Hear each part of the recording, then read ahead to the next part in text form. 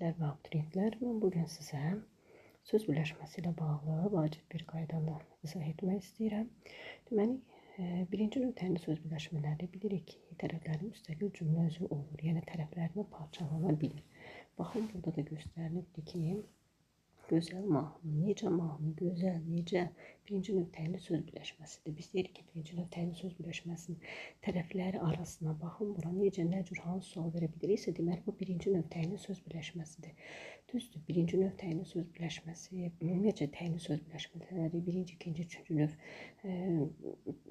mövzudan çıxarılsa da, ancaq bizə sintaktik təhlil zamanı lazım olur. Deməli, gözəl mahnı, necə mahnı? Burada gözəl təyindir, ancaq istisna.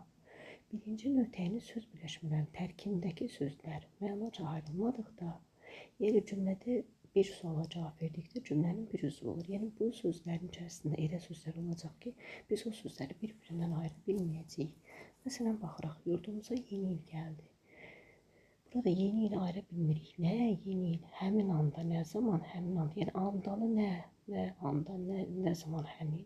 Bunu biz parçalaya bilmirik. Yeni ildə bir yerdə götürülür, həmin anda da bir yerdə götürülür.